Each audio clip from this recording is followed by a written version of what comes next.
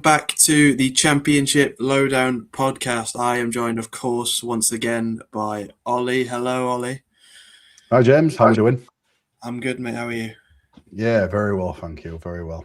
Looking forward to this one. Yeah, we have a bit of a different video for you. So obviously, as you probably know, as Championship fans, it is FA Cup week this week. So instead of sort of doing our normal review preview type of videos, we're going to change it up. We're going to do a special episode for you. And this one is our Championship team of the season so far. So obviously, we know still early doors, still a good few months left of the season, but we thought we'd give you our sort of players to watch or that we think have been the best so far in the league in each position leading up to now. So I think with that, we'll get straight into it, Ollie, and we'll go straight to goalkeeper, and I will let you start. Oh, you're going to let me start, right? Okay, well, I think there's a few goalkeepers who are in contention for this one, and I think there are going to be a couple of causes for contention when we have this, when we name our starting 11s, to be honest. Mine is very much, as a lot of people would predict, is very Coventry-centric. I have gone with a 4-3-1-2 formation, so I'm going without wingers. And my goalkeeper is going to be Carl Rushworth. He's top of the league, obviously, with Coventry at the moment. 9 clean sheets, so he's a league leader. He's pulled off some absolute worldies so far this season. He's kept Coventry in a few games. I can remember the Stoke game, particularly the Leicester game early on in the season. And recently, even though they did end up going on to lose the game against Ipswich, the save he made against one of the Ipswich players, I can't remember who the shot came in from now, Clark maybe, absolute worldie of a save. So for me, I think I've gone for Carl Rushworth. So he's my number one for my team of the season so far. Where have you gone? I think I might know where you'll be going with this one, James.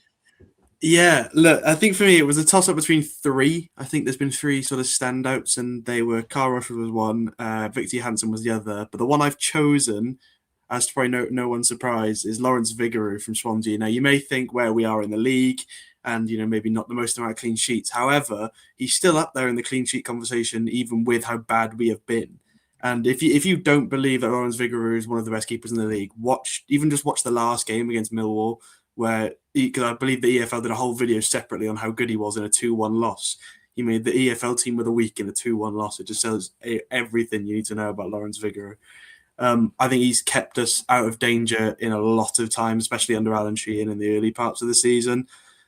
Just shot-stopping ability is ridiculous. The ability to play with his feet is also very, very good. I think so. It might be a bit biased. I think obviously there's a huge argument for Rushworth with him being on the most clean sheets in the league and being top of the league. But I just think to impact on a team, I think that Coventry defence, which we'll get onto, I'm sure, has been so good that it's helped Rushworth as well. Obviously, there's been games like Ipswich where he was absolutely brilliant, Rushworth, and it was all on him. And Watford, I believe, was another one where he really kept them in it. But he's been a bit shaky in the last couple of games, I'd say. So for me, I think I'm just going with Vigouroux off pure consistency all year. He's been like our shining light in what's been a pretty bad season.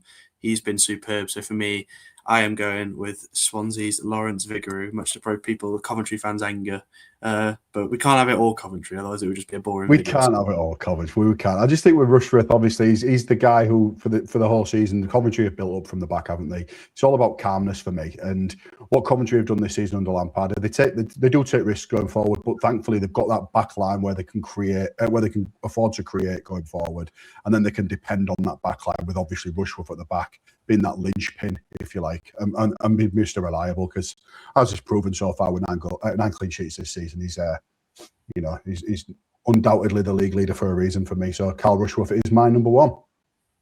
That's absolutely fair enough. I can definitely see the argument. I'm sure a lot of people will agree with you over me on that one, but I have to fit something in for my own club in here because there's not very much we can take from this season.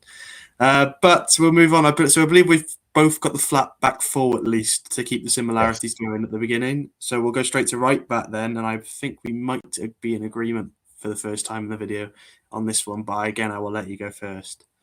I believe, I was sticking with Coventry for me, so I'm going Milan van Ewijk. Absolute phenomenal start to the season. Well, first half to the season, really. Up there with assists. He's been phenomenal at the back. He's an engine for the Coventry flank, if you like. It's just like one of them overlapping dynamo type modern day fullbacks, if you like. Real technical quality. He's got the technical quality of a winger. He's really, really good defensively. think the standout moment for me was the assist he made earlier in the season against Norwich, where he just cut in from that right-hand side, just bombed down the right-hand side, beat 3 or 4. All right, they were lacklustre Norwich defenders, but it was in the 90th minute, and cut it across for Thomas Asante to score, or it might have been Hadji Wright to score, actually. But I just think he's just been a bit of an enigma down there this season. Just a really, really quality first start to the season. And yeah, Van Ewijk is my right back. Yeah, so I am going to agree with you, Ollie, there on the right back. I've also gone with Milan Van Ewijk from Coventry. I feel like there's not many options at right back this season. I don't think anyone really bar him has stood out, especially as like a team of the season candidate. I mean, everyone speaks about his sort of attacking output. 6 assists, he's been brilliant, but he's been really, really solid defensively. And when you see players with lots of assists from fullback, you sort of assume that their defensive ability might let them down at times. But with Van Ewijk, it's really not the case. He is the sort of all-round player that you really would love to have as a Coventry fan. I think he nearly left in the summer, I believe. They signed Kane Kessler-Hayden, anticipating him to leave, and he didn't. And to have both of them is ridiculous, really. Is just 2 unbelievably good right-back options in this division. But I think, yeah, he's just strong, both attacking and defensively. And I think it's just sort of the perfect right-back in this division. And as I said, there is obviously going to be a lot of Coventry representation in the team, with a team that far ahead in the league table. But this one is definitely deserving. He, by far, to me, is the best right back this season in the Championship as far as natural right backs. I don't really see much competition for that one. So I am going to agree with you and say Van Ewijk. We'll move on to our first centre back, Ollie. I'll let you go first. You can decide which centre back you'd like to go with first. So I'm going to go with. I'm going to give you another Coventry player just while we're on with it. We might as well keep it going for the time being. I promise you there are other players in there from different teams, but I'm going Bobby Thomas. I think he's just been a bit of an enforcer so far this season. He's chipping in with goals as well. I think he's been a fantastic player. He's in the top percentile for aerial duels won. He's a physical defender. He's a proper throwback. He's even defining it with like performances recently, even with his red card against Birmingham, which was stupid. But I like that in a player. He's showing character. He's showing that he cares. And I just think that he's just a bit of a warrior. He just loves a tackle, loves a header.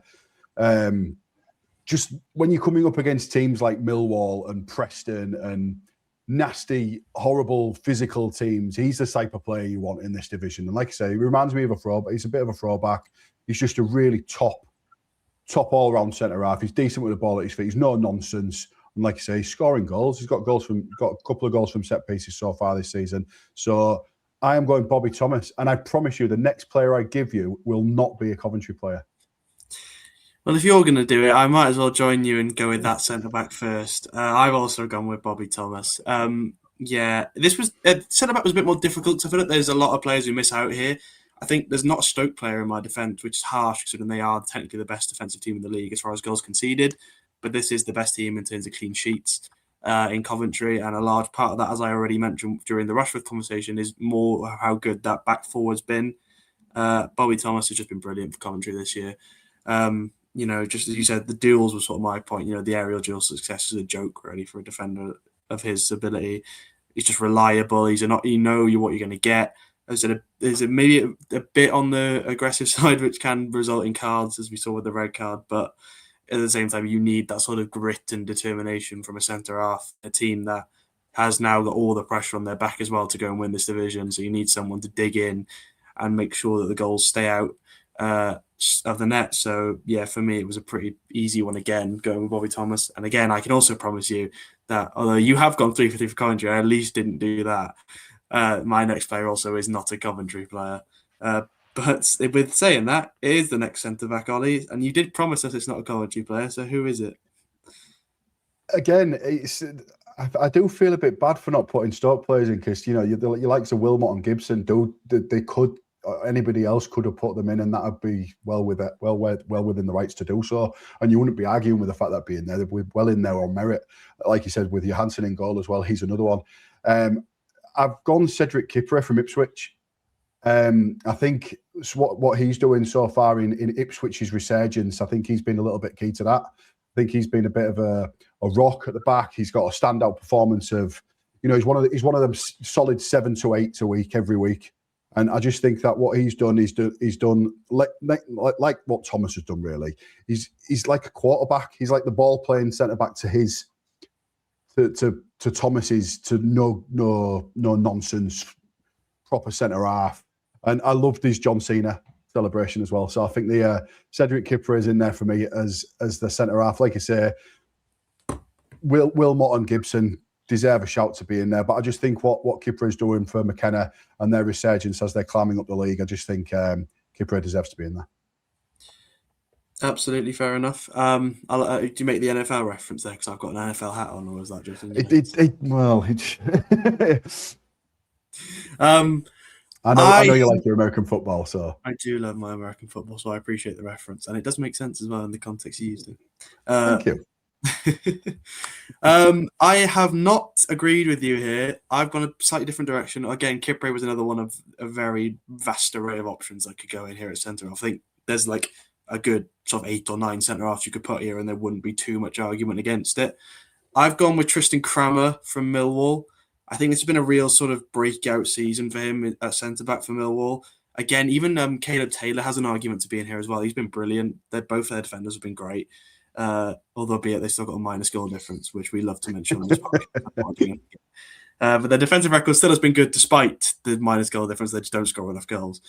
Again, Jules and the sort of clean, calm presence at the back. You need that sort of defender, and I think with Millwall, they're known for their sort of scrappy, get into them sort of style of football. But he's just so consistent. I think he's so important as well. For that Millwall team, he's just one of them defenders I think who's really taken a step forward, and it was needed because he was good last year, but I think now he's within the league's elite. And as I said, Millwall are known for their sort of, you will not score against us, you will struggle to score against us, and he has been a big reason as to why that has been such a problem for teams this year. As I said, if they just find goals in their team, they'll be a serious threat for the playoffs, but that's what's holding them back. They're certainly not the defence, because they've only conceded 33 goals this year, which might seem like a lot. But at the same time, with how much pressure that their attack puts them under, it's really not that bad. So, for me, Kipre was an option. Again, you could pick a Stoke defenders. I feel really harsh leaving like Ashley Phillips, Ben Wilmot out of this. But I am going to go with Tristan Crammer from Millwall as my centre-half. And next up, we have our left-backs. I believe our formations will continue for a bit until we get to the sort of attacking areas where you've got a bit different to me with the formations. Yep. But left-back for you, Ollie? Oh, it's obvious, isn't it? It's got to be Ryan Giles. Ryan Giles, a standout left back for the league this season so far. Nobody near him. 24 appearances made so far. He's injured. He's injured now, so we are going to miss his creative outlet. I think he's been a cheat code this season. Been the best delivery of any player in the EFL. Absolutely brilliant. He's just been given that freedom to attack down that flank, and mirroring kind of what Van Ewijk does on the other side.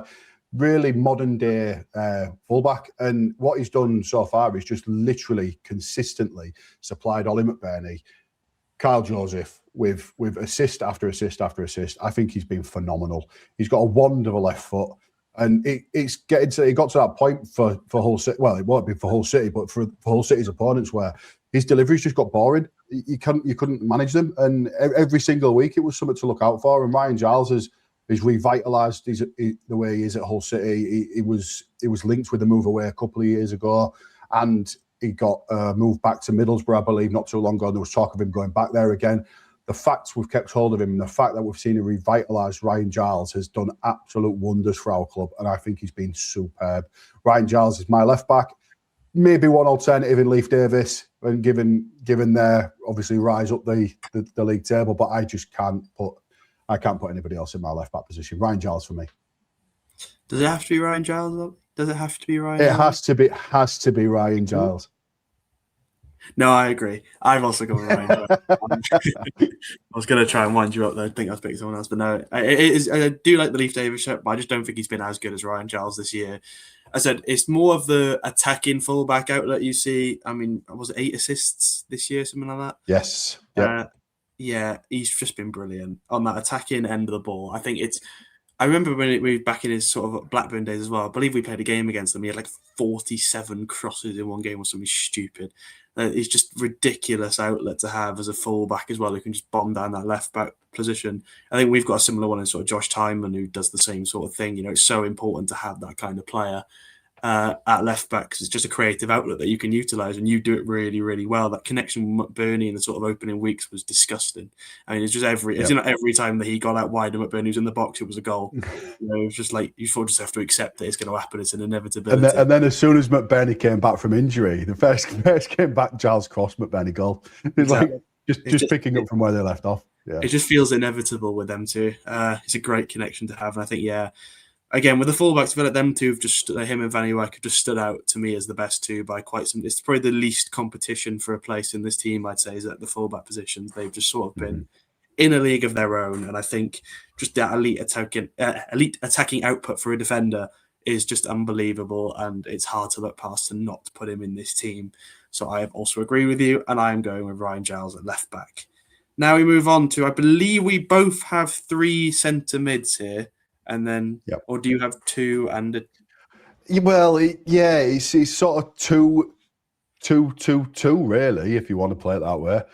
You've got 3 centre mids. 3 centre mids and an attacking centre midfielder, really. Well, there's 2 centre attacking midfielders. We can carry on the trend, because I've also got 2 centre midfielders. So we'll start with your centre midfielder, first one, whichever one you would like to choose, Ollie. Who shall I go with first? Let's go back to Coventry. I'm going to put Matt Grimes in centre midfield.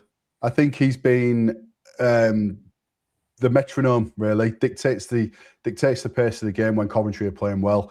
And I just think he's like the brain of the team, really. You just see him running. You see the other Coventry boys running around like madmen. And then you've got Matt Grimes in the middle, who's just Mr. Calm, Mr. Collected, organising the play.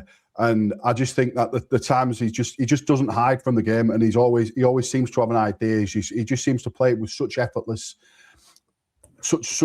style. And like I say, you can see other players running around like with really hot heads, and he just seems to be that Mr. Calm, Mr. Collective, and he always spots pass. He's always good for a tackle, controls the tempo. Yeah, I think for me, Matt Grimes is my first centre midfielder. I mean, you can see it there. You see that? I can see it there, yeah. Matt Grimes, yeah.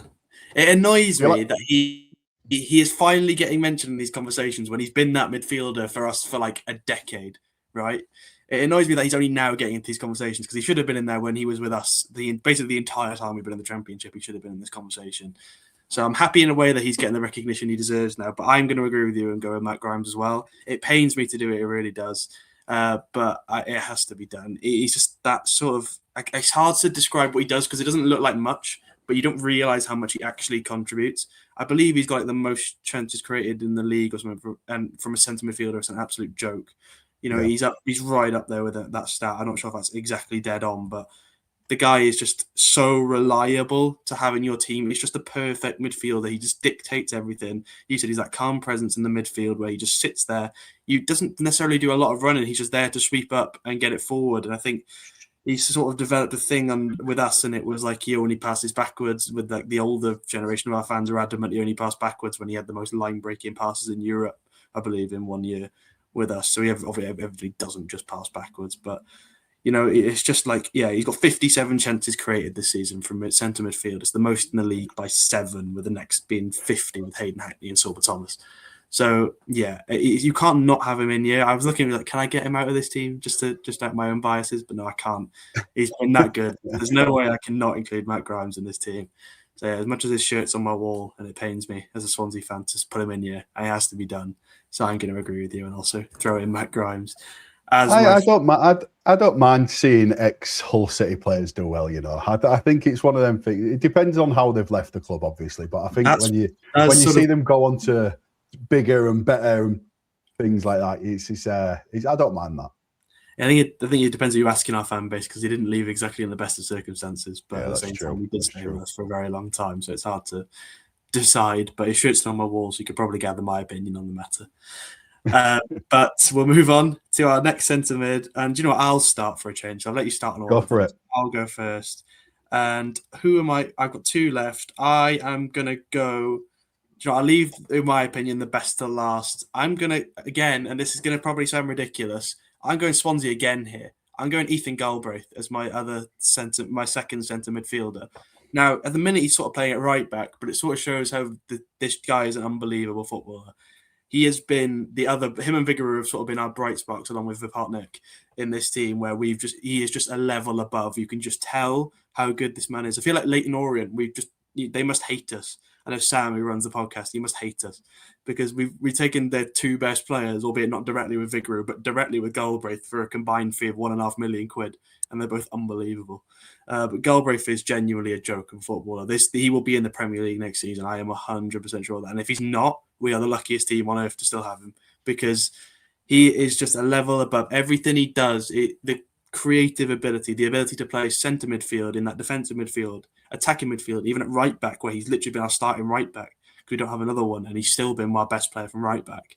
He is just that. Every week you get out of Galbraith, you'll get the best Ethan Galbraith, and I think that's why I've got him in here. I think there's plenty of options at centre mid, but for me, I can't overlook how important he has been to this team and how screwed we would be politely without him and Vigouroux. We would be in big, big trouble. So for me, again, you might call me biased. I don't really care. I personally believe Ethan Galbraith is top 5 in his position in this league, and he will be a Premier League footballer next season. I think he deserves to be in here, so I am going with Ethan Galbraith. Do you know, it's a strange one, actually. Ethan Galbraith was one of the players I was tempted to put in there. He's even on my alternatives list. But for my other centre midfielder, I'm going to give you Marcelino Nunes. So look away, Norwich fans, because I think what Nunes is doing at Ipswich, he just fits them perfectly. He fits the McKenna side perfectly. He fits the bill to exactly what McKenna wants them to do perfectly. He's got that low centre of gravity. He just seems to dictate when he gets onto the ball, right? And he's got that low centre of gravity, turning on a sixpence, knitting everything together for Ipswich. I just think he's their key man when it comes to getting forward, looking up, looking for that pass, putting the ball in, good for a goal, good from a set piece, good for a free kick, stunning from distance. I just think he's a real standout performer for the Championship, let alone at Ipswich. I think there are a couple of other players who I've left out in this position. I'm looking at the likes of Aidan Hackney, Ethan Galbraith. I do have another centre midfielder I think we're both in agreement on.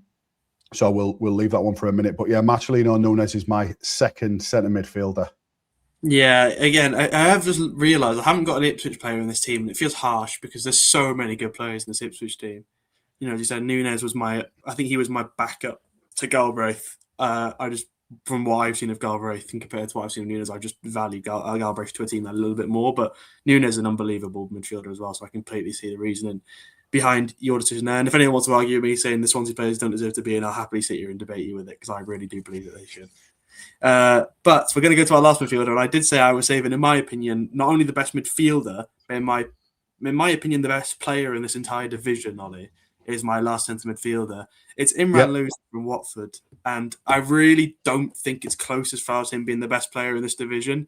He is a joke of a footballer, and you know, you can say what you want about him, about maybe like his character. I don't care. He is so good. Every time you watch this guy, you will be amazed how he is still playing at this level. And if he left in January, I would not be surprised. And some Premier League team will be a very, very lucky team to get him for what probably won't be that much money. 12 big chances created in the league, the most of anyone from centre midfield. I mean, with the next two options obviously being Sorba Thomas and Ryan Giles, who both play wing back. I just can't, you just can't overlook how important this man is to this team. How good Watford have been in the last sort of 2 months has been mainly because of how good Louza has been in the middle of the park. 6 assists, just that link between keeping the defence safe and sweeping up the ball to then be able to become that progressive player and create chances and get these assists. He influences the final third and in the defensive third. You just can't ignore this type of player. He has to be in this team 100%. I don't think there's any argument. I don't think anyone will fight us on having Imran Louza in this team. And I doubt many people could fight that he's not the best player in this entire division either. If he's still in the Championship next year, then my God, because Watford have a real chance this year. And it is mainly because of how good this man has been in centre midfield. So for me, it was the easy choice, Imran Louza, as my last centre midfielder. Cannot argue with that at all. I've done a little graphic for my team of the season, team of the year so far, and on the graphic for Imran Louza, there is literally a crown. And I'm going to give you another NFL reference. He's the MVP. He's been absolutely phenomenal so far this season for Watford, and he, like you've just said, he's not just the only reason, but the main reason why Watford are where they are. 6 goals from midfield, average rating of 7.7 a week is absolutely silly. It's silly. 6 goals from midfield, like I say, coming in with some massive goals, 90th minute winners against Leicester. I'm thinking, he's been phenomenal. We postponed our game last week against Watford with 20 minutes to go, and for me, Hull City should be punished for that. I'm just going off rail a little bit, but part of me is glad of that because of what the Watford side we're seeing at the moment, and a lot of it down to this guy, Imran Louza. I was glad that we got it postponed. I'm gutted for the Watford fans because they were there, but thankfully we've given ourselves a little bit of time to prepare for a Watford side in a few more weeks, hopefully, and we don't have to play one hopefully on the run of form that they were on. So I think they've won 4 in a row, 5 in a row, something ridiculous like that. Not Imran Louza, again, MVP, crown, best player in the division, rightly in anybody's Championship team of the year so far. Phenomenal player. Yeah, if anyone would like to disagree with us on that, I can safely say on this one, you are just wrong. I don't think there's an argument to not have him in this team. Of all these players, you could probably argue alternatives. With him, he's the only one, in my opinion, who's sort of the slam dunk. It has to be him. So we both agree on that one. We're going to move on now. So I believe this is where our formation tweaks slightly. So obviously I've gone 4-3-3. So I've got a right winger, a left winger, and a striker, and you have got a attacking midfielder and 2 strikers, I believe. So we'll start with your attacking midfielder and my right winger is what we'll do. So I will let you start with your number 10. Obviously, there's a lot of central midfielders in this team. There are, and a lot of this decision is down to sheer bias. I'm not going to lie to you. It's another Hull City player. It's a Hull City player who put his hand up when our striker McBurney got injured, and it looked for all the world that we were going to fall away, and we didn't know where the goals were going to come from. This guy just went, right, I'll do it. I'll score your goals. I'm the man. McBurney's out injured for a while. Don't worry about it. I'll get your goals. Joe Gelhardt for me has been absolutely brilliant. Obviously, he's injured again now, and because that's what happens at Hull City. As soon as you start playing well and you go on a run of games, you get injured. But for me, Joe Gelhardt, he's got to be in there. 10 goals. He's played all over that front line, mainly at cam, a lot of the time on the right wing, even cutting off the left-hand side from time to time. He's just been that player who just put his hand up. And for me, he's been the spark. Given what McBurney was giving us, for him to then come in, because completely different player, and to come in and do what he did, to take over the mantle of the goal scorer, has been phenomenal. So I would love to be able to keep Gelhardt beyond this season. I'm not sure if we'll be able to. We can start signing players again come summer. I think, thankfully, for us, it's a bonus that he's injured now, because he's kind of taken a little bit of attention away from him. So hopefully when he does come back again, it leads us into the summer transfer window where we can sign players again, and he'd be my number 1 signing, Gelhardt. Gelhardt's my player there. If I'd have been going wingers, there are other players in there, but I'm not going to steal your thunder because I know you've gone wings. I have. And again, it feels wrong. You'll notice in these picks, I don't have a Coventry attacker, which feels mental to say based on their attacking output. But I think they've had such a collection of good attacking players. No one's really stood out on their own as an unbelievable. They've all been brilliant, but not one's been like a team with a season level player on their own, because I think of how much they share the goals around. So my right winger in this team, and I don't think there can be too much argument around it. I think you could obviously argue some other players, but I've got Morgan Whittaker from Middlesbrough. Has been probably one of, if not their best player this season. 10 goals, 3 assists from right wing. They finally sort of unlocked him. I think, you look at the back end of last season when he signed from Plymouth, I believe he only had 1 assist and that was it. And he was like, oh God, we spent all this money on this guy and he's not showing up at all. All of a sudden this year, he's gone off like a house on fire and he's absolutely been superb. I think that attacking outlet can't be ignored. As I said, it's just more of, I think, how much he contributes to this Middlesbrough team is more than any other right winger contributes to their own team. In this division, there's plenty of options you could put in here. I just personally believe that Morgan Whittaker is slightly better than the other ones. I just think you can't argue with how much he's been able to contribute to this Middlesbrough team. And it's a huge reason why they're still in, competing at the top, even with a bad run of form, because how good they were at parts of this season. So yeah, for me, a man who's very familiar with the Championship, Morgan Whittaker, is my choice for the right winger / your attacking midfielder spot. I'll keep it is on my left winger this time, and we'll go with your first striker, and then we'll both level out on our final striker at the end. So your first striker, Ollie? My first striker, I'm going to give you a Coventry striker. It could have been either one of them, given that they both went on mad runs of form. And we spoke just before the pod started. It seems that the Golden Boot race has ground to a halt in the last few weeks. It seemed that all these strikers got to 9-10 goals, and then for some reason they've all just stopped scoring. It's really really weird. But for me, it was a toss up between Haji Wright and my first striker is Brandon Thomas-Asante. I think he's just been brilliant. Really really hard to play against. Scored some absolute worldies. Coming up in deep into injury time, getting injury time winners. I just think he's a real electric type player. Of course, he misses chances like they all do, but I think it's a fantastic return. You look at both Coventry strikers to get 10 goals so far this season. I mean, they've been riddled with goals from everywhere, haven't they? But I just think you give Thomas-Asante a chance, he's going to score.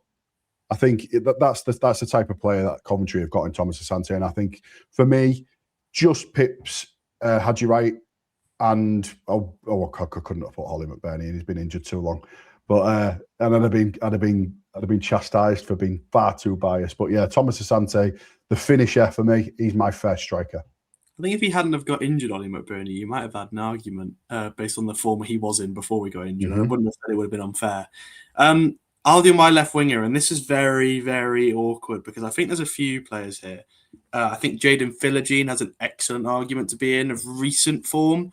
I think Mikey Johnston's going under the radar for West Brom. He's got 9 assists this season, which I believe leads the league in assists. So don't forget about him, because in that West Brom team that's been so poor, he has been brilliant. But for me, it has to be Sorba Thomas. He has the most combined goals and assists from this position in the league. 9 goals, 6 assists for Stoke this year. Again, another reason why they've been so competitive is because he has, more or less, in my opinion, saved his own career. I think you look at his recent couple of seasons, Huddersfield had a great year in 2021-22 with 15 assists. Since then, he just, Huddersfield fans didn't like him. He went to Blackburn, didn't really do anything there. Went to France to Nantes, didn't do anything there either. And then, you sort of bring him into Stoke thinking it's a bit of a wild card, really, to have him in here because he's not really been good for like 3 or 4 years. And I think as a Welshman as well, with him in the national team, you could sort of see there was a player, but the confidence was nowhere to be seen. And he is just, to put it politely, that he's saved his own sort of career is an understatement. He has proved that he is the player that he was in that 15 assist season with Huddersfield. He has just been superb in every metric for Stoke this year as a winger, getting them assists, but also scoring goals, 9 goals. I'm 90% sure that means he's also their top scorer as well this season from the wing. So, you just can't argue with the output that this man has brought to the Stoke team this year.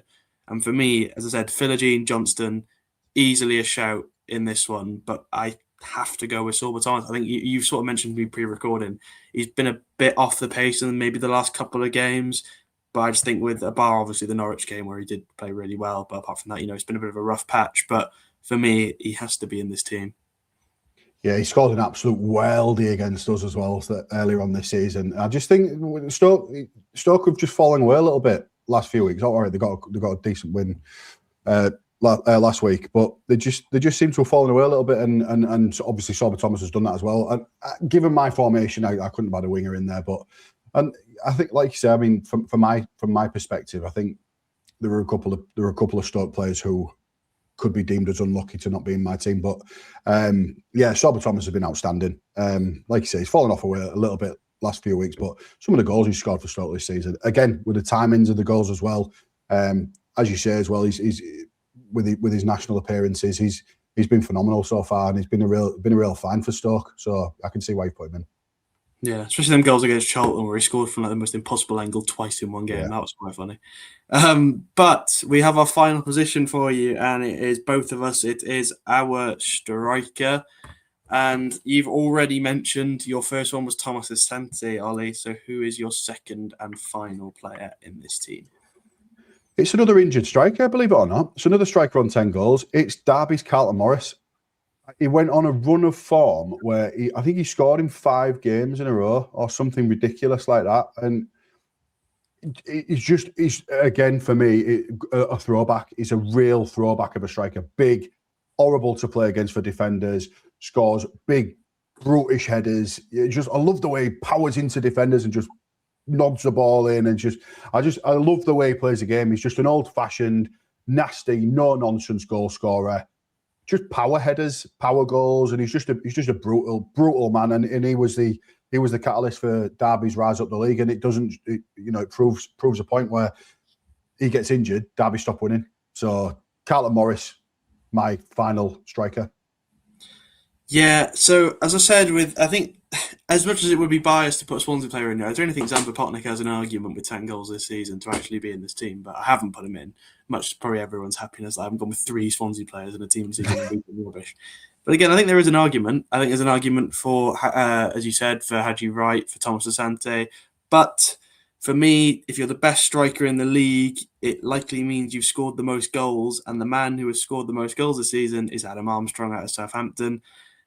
Look, again, they've not been great this year. It has to be emphasised that they've not been very good. And as I just mentioned with Potnik, having him in a team low down the table might be absurd. But again, if they're scoring goals, I don't think it matters where they're placed in the league. And for Adam Armstrong, he is just scoring goals.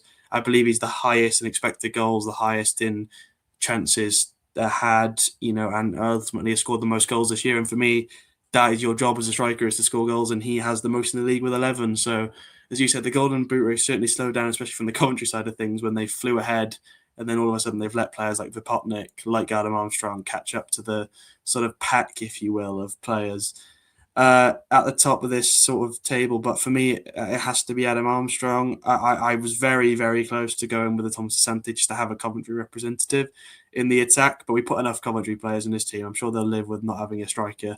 I think another honourable mention: Kiefer Moore, Roman Burrell, even Joe Gelhardt, Carlton Morris. They've all got sat on 10. I think you got to bear that in mind as well. But for me, has to be at the top. In my opinion, should be the top scorer in the league, and that is Adam Armstrong. So that is my pick. I'd agree with that. The only reason I went with Armstrong, the only reason I went with Carlton Morris over Armstrong is sheerly down to the fact that Carlton Morris has scored 10 goals in 16 appearances, and that is literally the only reason. It looks like a snub for Armstrong from me. It's not. He well deserves a right in the Championship team of the season so far. But for me, it was just the amount of games the goals were scored in for Morris for me. So that's why I've put him in there. And my only disargument to Carlton Morris was 3 of them were penalties. In Armstrong's case, there was only 1, and that was my only off put with him going in here. Because if you look at, which a mental thing to say, in the top 6 scorers in the league, only 1 penalty goal between them. Because Vipotnik, Burrell, Whittaker, Kiefer Moore, and Thomas Asante all don't have a penalty, and Adam Armstrong has 1. So it's intriguing to see that. Then either the team aren't getting penalties, or the strikers aren't the one taking them, which is fairly unusual. You'd think the strikers would be the ones on the penalties, but there you go. It's a fun fact for you. Not only 1 penalty goal in the top 6 scorers in the league. But that is our Championship team of the season so far completed. Let us know if we're stupid, or if you think we're stupid, in the comments, who you disagree with, who you agree with. If you do disagree with us, who would you put in instead? Let us know in the comments. Also, if you haven't already, there is a large percentage of you who are not subscribed to the channel. So please do subscribe. It means a lot to both of us. But thank you very much to Ollie for joining me as always. Pleasure. And we will see you all in the next one.